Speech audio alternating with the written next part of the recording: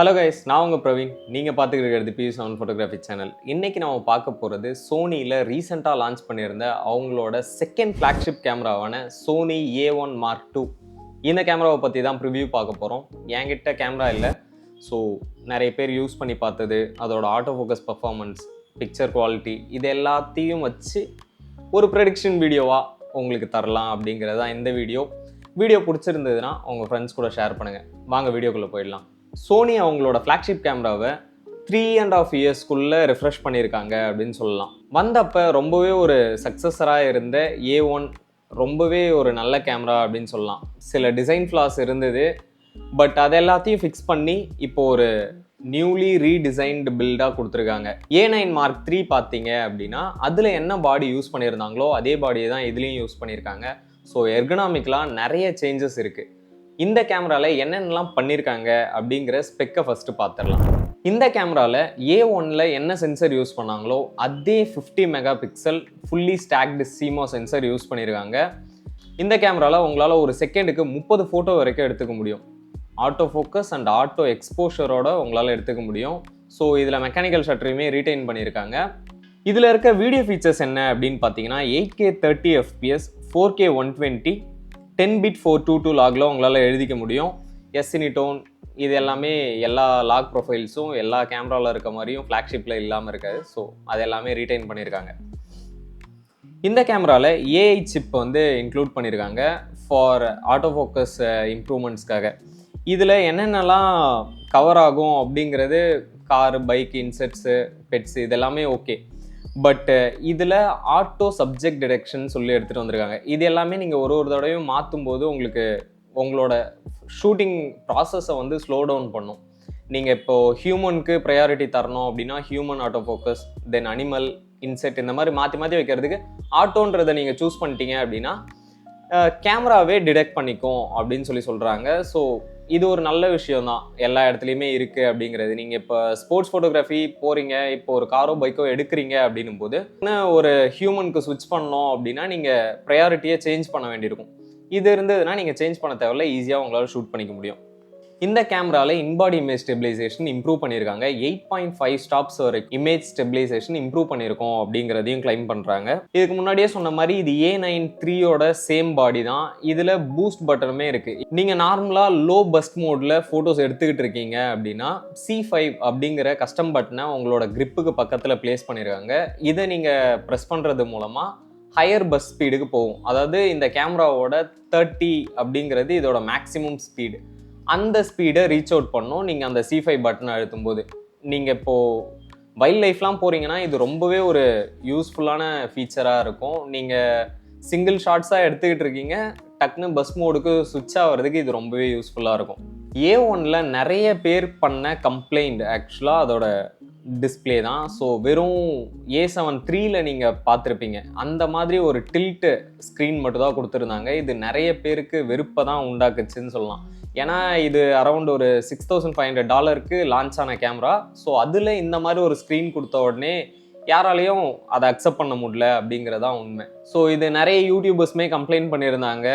என்னதான் ப்ரொஃபஷ்னல் ஒர்க்குக்கு அந்த ஸ்க்ரீன் ஓகேவாக இருந்தாலும் நார்மல் கன்சியூமராக வாங்குறவங்களுக்கு அது vlog பண்ணுறதுக்கோ இல்லை வீடியோ ப்ரொடக்ஷனுக்கோ நீங்கள் எக்ஸ்ட்ரா மானிட்டர் வச்சு மானிட்டர் பண்ணுற மாதிரி தான் இருந்துச்சு. ஸோ அந்த விஷயத்தை இந்த கேமராவில் ஃபிக்ஸ் பண்ணியிருக்காங்க அப்படின்னு சொல்லலாம். 4 access multi angle LCD display இதில் கொடுத்துருக்காங்க. ஸோ உங்களால் எந்த பக்கம் வேணால் பாசிபிளி எல்லா பொசிஷனுக்கும் உங்களால் ஸ்க்ரீனை ஸ்விட்ச் பண்ண முடியும். ஸோ ரொம்பவே ஒரு வெல்கம் சேஞ்ச் அப்படின்னு சொல்லலாம். இதில் EVF-ஐயுமே இம்ப்ரூவ் பண்ணியிருக்காங்க. 9.44 மில்லியன் டாட் EVF கொடுத்துருக்காங்க. போர்ட்ஸை பொறுத்த வரைக்கும் பார்த்தீங்க அப்படின்னா CF express type A card இல்லைனா நார்மல் SD கார்டு போடுற மாதிரியான 2 ஸ்லாட்டுக்குமே ஸ்பீடு அப்கிரேட் பண்ணியிருக்காங்க. ஸோ இந்த கேமராவில் நார்மலாக கொடுத்த சோனியோட இந்த vlogging லெவல் கேமராவில் இருக்க மாதிரியான லட் சப்போர்ட்டையுமே கொடுத்துருக்காங்க. நீங்கள் லட்ஸு வச்சுருந்தீங்க அப்படின்னா உங்களோட ஓன் லட்ஸை கேமராவில் லோட் பண்ணி கலர் ரெஃபரன்ஸ்க்கு யூஸ் பண்ணிக்க முடியும். ஸோ அதுவுமே ஒரு நல்ல வெல்கம் சேஞ்ச்.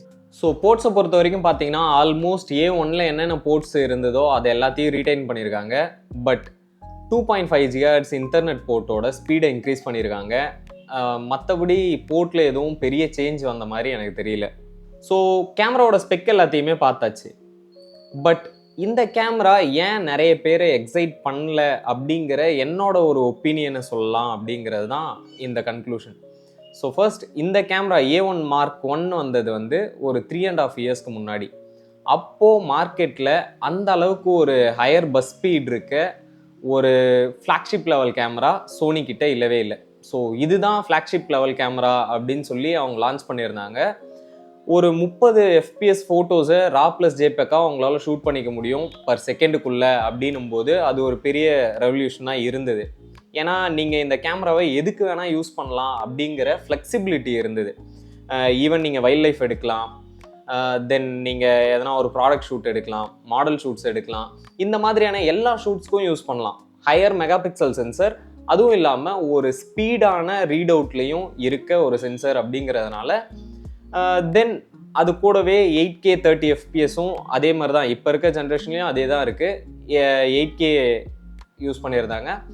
8K 30 FPS வரைக்கும் உங்களால் ஷூட் பண்ணிக்க முடியும், அதுலேயும் அதே தான் ஷூட் பண்ணிக்க முடியும். ஸோ இது எல்லாமே ஃபீச்சர்ஸாக பார்க்கும்போது கிட்டத்தட்ட இப்போ இருக்க அதே கேமரா கூட மேட்ச் ஆகுது. நீங்கள் 8K 60 அப்படின்னு பார்க்கும்போது அது ஒரு லீப் இருக்கும். பட் 8K 30 FPS தான் இருக்குது, அதே 50 மெகா பிக்சல் தான் இருக்குது. பட் இது எல்லாமே மேட்ச் பண்ணி பார்க்கும்போது அதே ப்ரைஸ் ரேஞ்சில் லான்ச் ஆகிருக்கு. ஸோ $6,500 லான்ச் ஆகிருக்கு. ஆல்மோஸ்ட் ஒரு 6 லட்ச ரூபா கிட்ட இந்தியாவில் வரும் அப்படின்னு வச்சுக்கோங்க. ஸோ அதுவும் இதுவும் சேம் கேமரா தான். பட் ஃபஸ்ட்டு ஜென்ரேஷன் வந்து நிறைய ரெவல்யூஷன் இருந்தது. செகண்ட் ஜென்ரேஷன் கேமராவை கம்பேர் பண்ணும்போது அந்த அளவுக்கு ஸ்பெக்காக பம்ப் இல்லை. பட் எர்கனாமிக்கலாகவும் சாஃப்ட்வேராகவும் உள்ளே இருக்க ஆட்டோ ஃபோக்கஸ் சிப்பாகவும் நல்லாவே இம்ப்ரூவ் பண்ணியிருக்காங்க அப்படிங்கிறது தான் என்னோட ஒப்பீனியன்.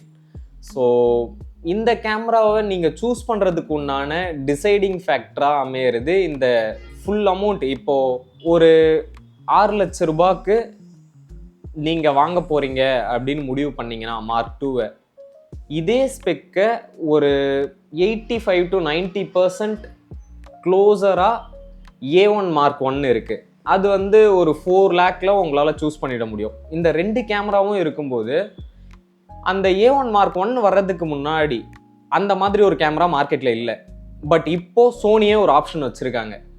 இந்த ஆப்ஷனான்னு பார்க்கும்போது நிறைய பேருக்கு சோனி A1 Mark 1 நல்லா இருக்கிறதுக்கு, ஸோ அப்படி யோசிக்கிறதுக்கு வாய்ப்பு இருக்குன்னு சொல்ல வரேன். அதனால தான் மேபி நிறைய பேருக்கு எக்ஸைட் பண்ணலையோ அப்படிங்கிற ஒப்பீனியன் எனக்கு இருக்குது. இது உங்களுக்கு புரிஞ்சிருக்கும்னு நம்புகிறேன். இந்த கேமரா யார் யாருக்கெல்லாம் யூஸ் ஆகும் அப்படின்னு பார்த்தீங்கன்னா, உங்களுக்கு வந்து ஸ்பீட் தான் ப்ரையாரிட்டி அப்படின்னு சோனிக்கிட்ட வந்து நின்னீங்கன்னா A9 லைனை போயிடலாம். நீங்கள் வைல்ட் லைஃப்காக இருக்கட்டும், இல்லை ஃபாஸ்ட் ஆக்ஷன் ஸ்போர்ட்ஸ் ஃபோட்டோகிராஃபிக்காக இருக்கட்டும், இது எல்லாத்துக்குமே தரமான கேமராவாக A9 லைனப் இருக்கும். சேம் எர்கனாமிக் தான். ஸோ எல்லாமே சேம் அதே தான். நீங்கள் ஸ்பீடும் வேணும், ரெசல்யூஷனும் வேணும் அப்படின்னு நினச்சிங்கன்னா A1 தான் ஒரே சாய்ஸாக இருக்கும். A1 Mark 1 இப்போதைக்கு நல்ல கேமரா தான், ஸ்டில் நல்ல கேமரா, தரமான கேமரா தான், இல்லைன்னு சொல்லலை. பட் அதில் இருக்க ஸ்க்ரீனாக இருக்கட்டும், இல்லை சில சாஃப்ட்வேர் ஃபீச்சர்ஸாக இருக்கட்டும், இதெல்லாம் கொடுக்காம ரொம்பவே சோனி டம்ப் பண்ணியிருந்தாங்க.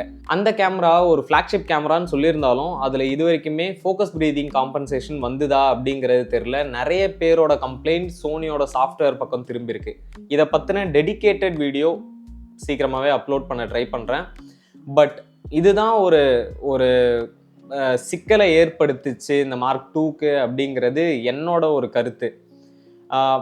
நல்ல கேமரா தான், தாராளமாக வாங்கலாம். பட் மார்க்கெட்டில் அவங்களே இன்னொரு ஆப்ஷனையும் வச்சுருக்காங்க, ஃபஸ்ட்டு ஜென்ரேஷன் ஆஃப் A1.